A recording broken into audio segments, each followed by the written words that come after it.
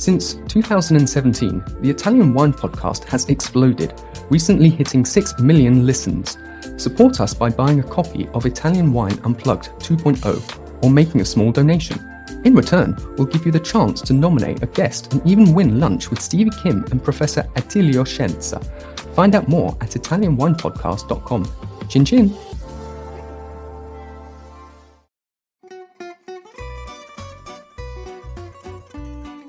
Welcome to Wine, Food and Travel with me, Marc Millon, on Italian Wine Podcast. Listen in as we journey to some of Italy's most beautiful places in the company of those who know them best, the families who grow grapes and make fabulous wines. Through their stories, we will learn not just about their wines, but also about their ways of life, the local and regional foods and specialities that pair naturally with their wines, and the most beautiful places to visit. We have a wonderful journey of discovery ahead of us, and I hope you will join me.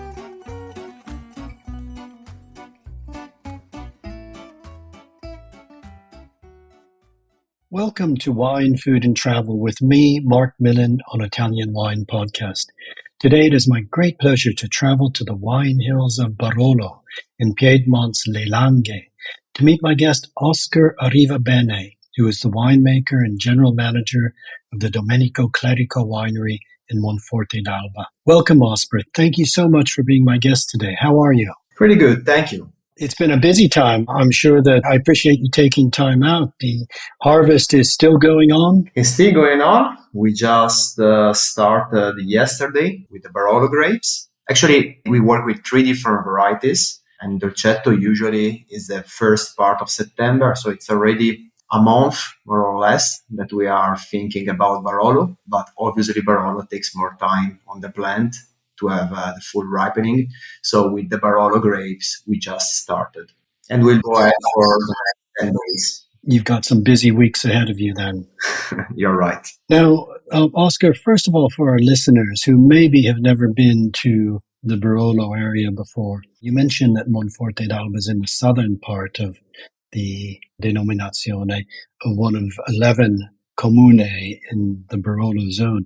Can you describe the landscape, describe where you are so they can gain a picture of this beautiful, majestic landscape? So living in Barolo is not so easy for me to describe the area because I'm living like I'm an insider. So, but trying to give you a bigger scheme of where we are in the southern part of Piedmont, 40 minutes roughly to the Liguria seaside, 1 hour, you can say. But in the middle that divide us to the seaside, there is a chain of Alps that are called Alpi Liguri. So the climate, despite the situation, despite how much we are close to the seaside, it's alpine. It can be really muggy during the summer, but it gets incredibly fresh during September, October. Like, think about to stay in the mountain. It's a kind of climate like that. So you can have 32 degrees or 33 degrees Celsius during the day, and then maybe 10 or 15 degrees during the night. So there is a big drop of temperature from day to night. And then it's all, it's on the hillside. Monforte is in the southern part of the Appalachian Barolo that is not so big. You have to think more or less it's 20 minutes driving from the extreme north, that is La Morra, to the extreme south, that is us. So it's a tiny Appellation that is able to make altogether 13 million bottles, 13 million bottles per year. That is absolutely not so much if you don't use to counts in winery, but in general, if you think about 3 big wineries that make Prosecco, they are able to make the entire production of Barolo in one vintage. And we are in 250. So the medium average size of a winery in Barolo, it's really familiar. It's really tiny. And we like Domenico Clerico, we make 10,000 cases altogether from Dolcetto, Barbera, Langhe Nebbiolo, and obviously Barolo every vintage. Okay, that's very helpful to place Barolo both geographically, but also in terms of the size of a very famous name known around the world, but it's still a very small area, as you say, with lots of small to medium-sized grower producers growing your own grapes and producing your own wines. Now, tell us about the Domenico Clerico winery and about Domenico. So Domenico by himself with the wife Giuliana, they started in 1976 from 3 hectares of Dolcetto, that is the everyday wine for us, but no Barolo. So they started in 76 with this big dream to build up a winery and be more focused about one of the most precious grape that we have, that is Nebbiolo. So when you think about Barolo, you have always to remember that it's 100% Nebbiolo. So the grape is called a Nebbiolo, and then if you vinify Nebbiolo inside of the border of the appellation Barolo and with a specific aging program, then that Nebbiolo gets Barolo. So they had this dream to don't think just about a wine for every day, but to build up a winery that was able to create one of the most important wine in the world. But it was just a dream because Barolo was neither famous at that time. So they had this dream to create a great Barolo, but the rest of the world in the 70, 80 had no idea where Piedmont was on the map. It's been a pretty interesting journey in the last 40 years, from dreams to where we are right now, reality. That is 25 hectares, only cultivated on 3 red varieties. We can say 50% it's what we call classic wine, so Dolcetto, Barbera, and Langhe Nebbiolo. And then 50% of the production is for obviously from the best slopes and the best cru in the area. We can make Barolo, so always Nebbiolo, but from the best position, and according by law, it gets Barolo. So 18 months of oak, and then after that, more or less 1 year in the bottle, and we make a Comunale Barolo, that is the blend of all the vineyard inside of the village of Monforte d'Alba, and then Paiana, it's a cru, is a single vineyard, Chabot Mentin, another single vineyard, both from Ginestra cru. And then we make Aeroplan Servai, is the only project that we have outside of our village, is in Serra Lunga d'Alba. And in the end, Per Cristina, it's another single vineyard, is the most important vineyard that we have, that we own. It's from the 65, so it's a really old one. From that wine in Mosconi cru, we can make the best wine we try to make the best wine that we can every year. And we release it after 10 years, this specific label. All the others, after 3 years, are released. Wine to Wine Business Forum. Everything you need to get ahead in the world of wine. Supersize your business network. Share business ideas with the biggest voices in the industry. Join us in Verona on November 13 to 14, 2023. Tickets available now at winetowine.net.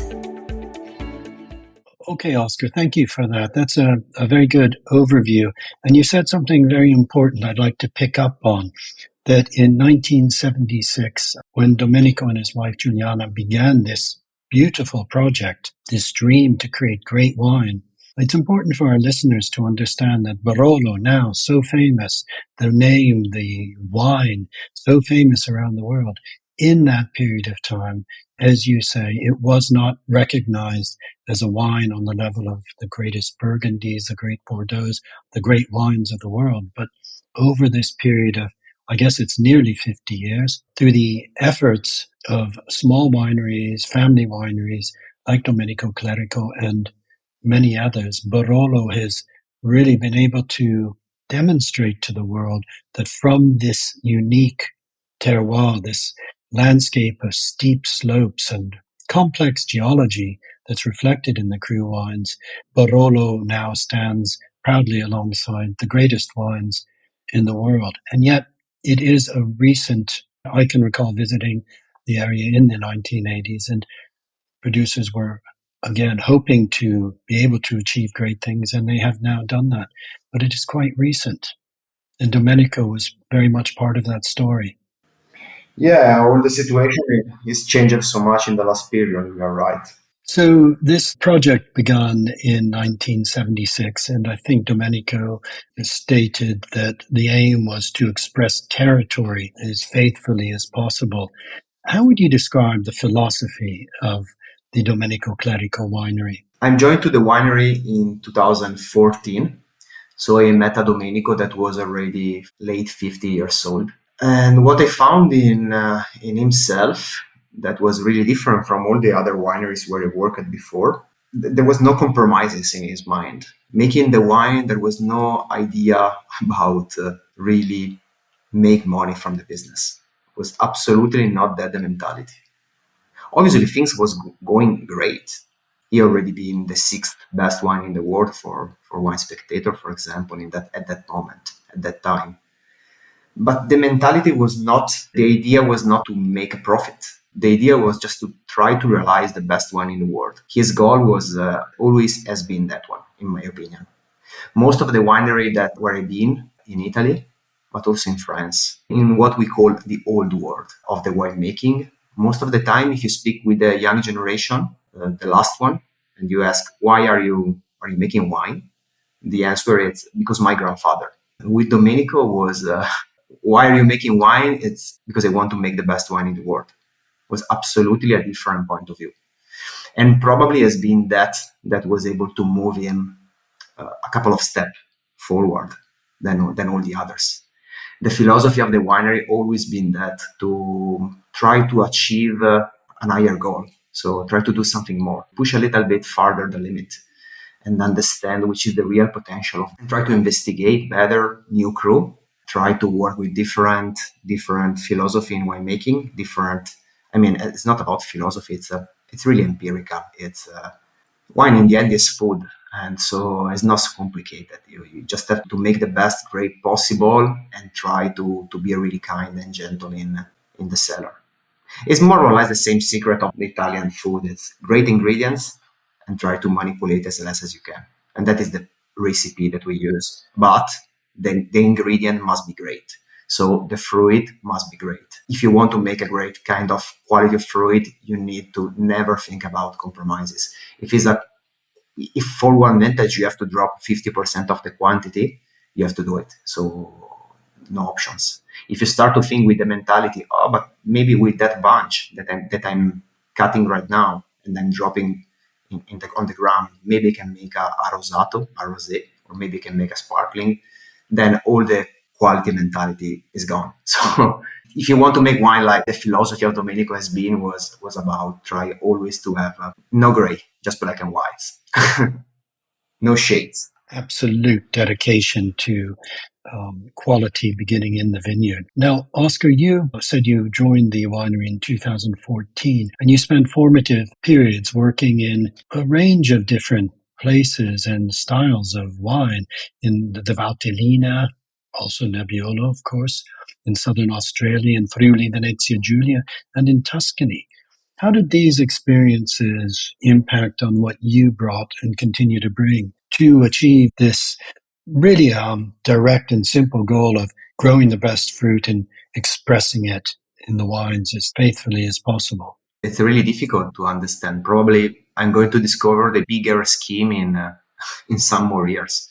I just jump and run from one place to another because obviously I was much younger, I can say, 10 years younger than now when I joined to Clerico. So I tried to make more experience that I could, try to work abroad. And in a certain way, it's necessary to remove the fear. Otherwise, you are always afraid about every experience. And what I tried to do before of Clerico was that. And luckily, in the moment that I joined to Clerico in 2014, Domenico gave me so much responsibility, and it was the right moment to work together. His mentality was exactly what I was looking for. So try to express in the best possible way production and try to make wine and not just to think about the balance in the end of the year works. And here we are. I never know how to... I should see the things from outside to really understand it, but I'm inside.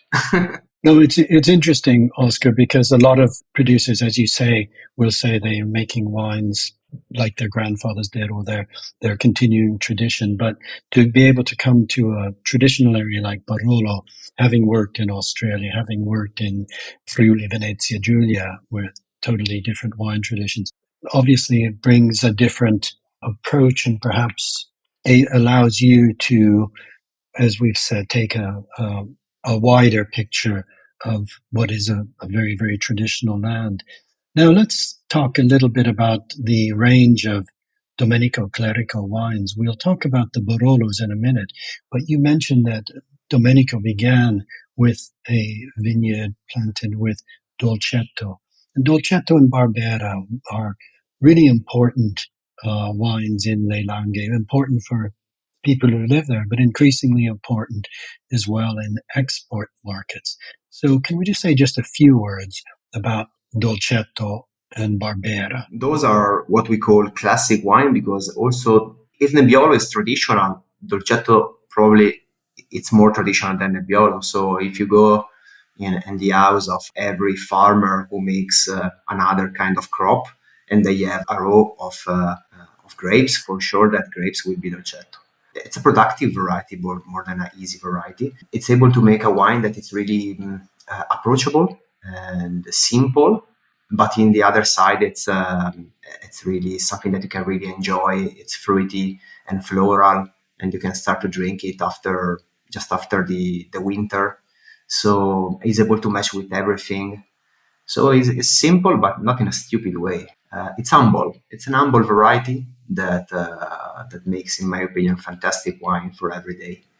Barbera is if Barolo is the king, Barbera for sure is the queen. So it's difficult to choose which is the best one. Obviously, we are in Barolo, so you choose your bottle, and we choose the Nebbiolo. But Barbera is absolutely at the same level of Nebbiolo, so it's able to age in the same way.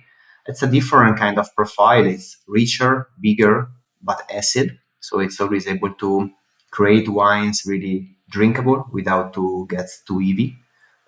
So also if it's a rich and open variety, it never gets fat or boring.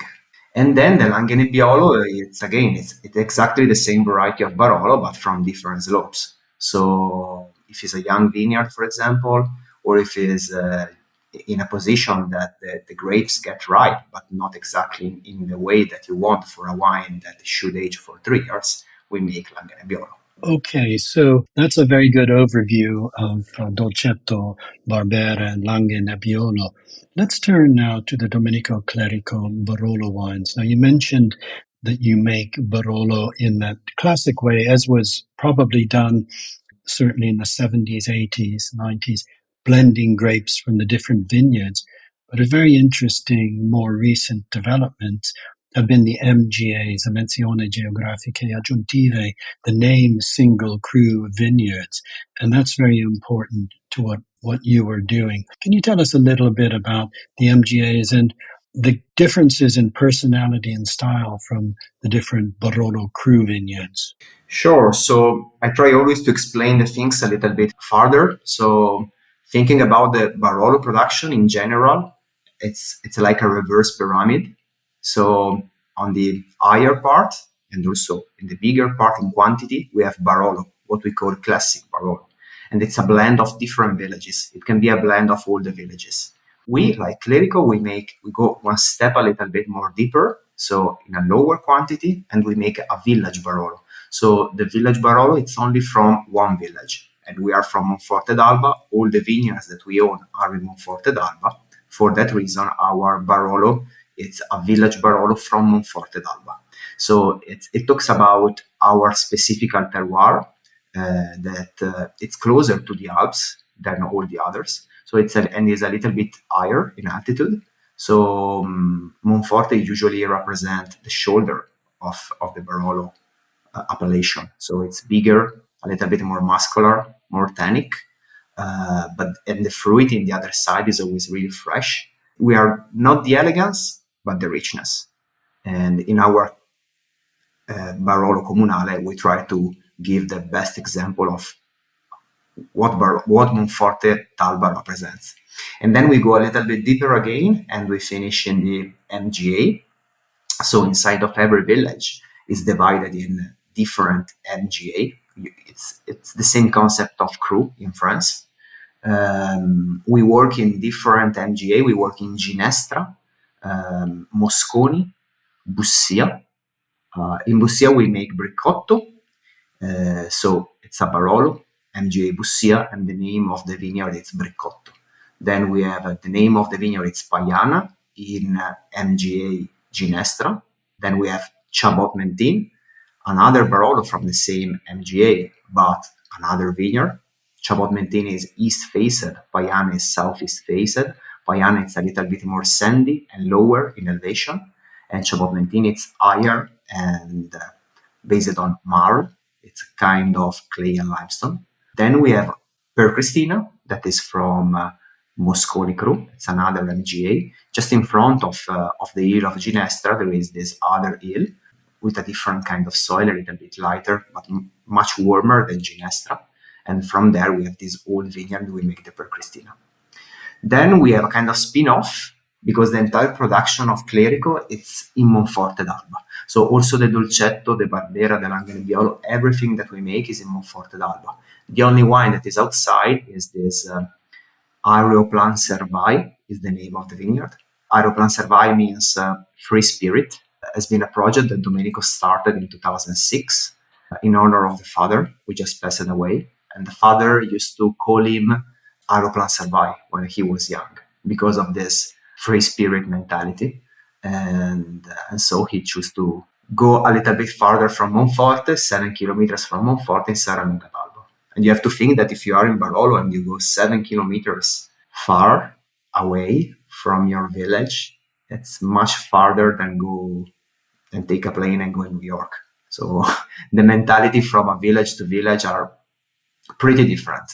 And if you always grew up in Monforte d'Alba, it's like if you live in a state, not in a village. So also take the decision to move and go and pass that border and go in another village. It's been a pretty strong decision for him. So for that reason, we still call it kind of different project, because we feel ourselves like part of Monforte d'Alba. And Serralunga, it's a completely different story, a fantastic different story. Okay, well, that is a wonderful overview of the wines and the MGAs of Domenico Clerico. And I think for our listeners who maybe don't know these names and the MGAs, I think it's important for wine lovers to understand that they give an added tier of enjoyment to wines as one explores and becomes more familiar with a wine and a wine region, begin to familiarize ourselves with tasting individual cru wines that come from different elevations, different areas with different soils. And that expresses itself very well in the wines as you've described. Now, Oscar, I'd like to turn now to the gastronomy of Le Langhe, because this area, this beautiful area, is not only the source of some of Italy's very greatest wines, but it can also boast, in my opinion, one of Italy's greatest cuisines. And I particularly love to visit the area, especially at this time of year. Can you highlight some of the traditional dishes that no visitor to the Barolo wine hills should miss out? And also perhaps mention the Domenico Clerico wines that would pair best with them. Piedmont is a really interesting region about the food, because it's different from all the others. Dolcetto, in my opinion, it's one of those wines that works with everything. And it's the only one that you can drink with bagna cauda. Bagna cauda, it means warm soup, warm cream more than soup. It's a cream of garlic, anchovies, and olive oil. And so obviously it's really strong, and the flavor, it's 50% garlic. So it's incredibly strong.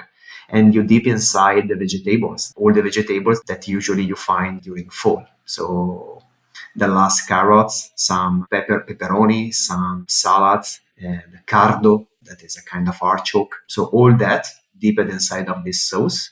And the only wine that is able to resist and to be so strong and aromatic, to still be present with this kind of dish, is Dolcetto. So the best pairing is that one, in my opinion. Then Barbera. It's a big topic, this one, because most of the time that I see, but also in Italy, wines are paired by price. So expensive wines, expensive food. Cheese usually is expensive, so it's always paired with the most expensive wine that you have. Barolo and cheese doesn't match so well, except Parmigiano or Grana Padano or those kind of cheese, Barolo is not the right pairing for them. Especially if it's blue cheese, it gets really complicated, the pairing.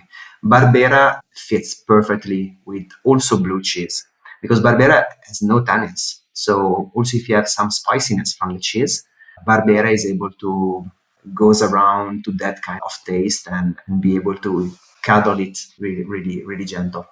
Then we have the Langhe Nebbiolo, our capisme. It's a fresh and fruity Nebbiolo that, in my opinion, works perfectly with carne cruda. Carne cruda is a raw meat. It's kind of tartare, chopped more thin, usually with some pepper, salt, and olive oil, nothing else. A little bit of lemon for some. And it's incredibly typical. If you are in Piedmont, you have vitello tornato, carne cruda everywhere. Vitello tornato is a kind of braised meat, a roast, kind of roast beef, with on top a sauce of it's kind of mayonnaise with tuna and capers. That is the reason why it's called vitello tornato. That means veal with tuna, because it's a roast of veal plus the sauce that is more fishy, and the Langhe Nebbiolo fits perfect for that. Then obviously in this period it's about truffles. It's about white truffles from Alba. So we make a special kind of tagliatelle, really thin, with so many eggs inside the yolks, so they get really yellow. Butter and some truffle on top. And for that, for sure, the Barolo is the king for that kind of pairing. That's a great description of some of the beautiful classic foods of Le Langhe. In particular, I'm imagining bubbling pot of bagna cauda, which I particularly love at this time of year, perhaps with the new dolcetto, the wine that's only just finished fermenting. The truffle season, of course, is just beginning, I guess, now, or maybe about to begin. But that's something very special, and I would urge our listeners to visit the area in this time of year when this very special mix of wine and food, and particularly the rare white truffles, can be sampled. Now, speaking about visiting, Oscar, wine hospitality is increasingly important all across Italy, and our listeners often travel to areas and seek out producers they listen to. Can our listeners visit Domenico Clerico, and what sort of wine hospitality do you offer? We are absolutely open for visits. Everyone who wants to come and visit us will be welcome. It's easy. You just have to go on our website, that is domenicoclerico.com, and check for the visit. And you make an appointment directly through the website. And we are more than happy to have as many people as we can. We are only a winery, so for the same reason of the winemaking, the same philosophy for the winemaking, you have to think that we only offer the winery visit. We don't have any restaurants or accommodation, but we are really good in that. So I'm pretty sure that someone who wants to have a truly experience of what a winery is, Clerico can be a good spot to visit. We are open all the year, except a couple of weeks, one in December, one in August. So every moment could be the right one. Okay, well, thank you for that. And I'm sure our listeners will find a way to seek you out and to learn in more detail about the wines you're producing. Oscar, you've taken us deep into the heart of the wine hills of Barolo and beautifully described the wines and the philosophy of Domenico Clerico, as well as whetted our appetite to taste some of these wonderful foods of Le Langhe. I hope the 2023 vintage will be a good one for you, and I'd like to thank you for being my guest today. It's been a real pleasure talking with you. Thank you, Mark. Pleasure has been mine, and crossing finger for this harvest. We just started, so we need some luck. Thank you. In bocca al lupo. Grazie. We hope you enjoyed today's episode of Wine, Food and Travel with me, Marc Millon, on Italian Wine Podcast. Please remember to like, share, and subscribe right here or wherever you get your pods. Likewise, you can visit us at ItalianWinePodcast.com. Until next time, chin chin.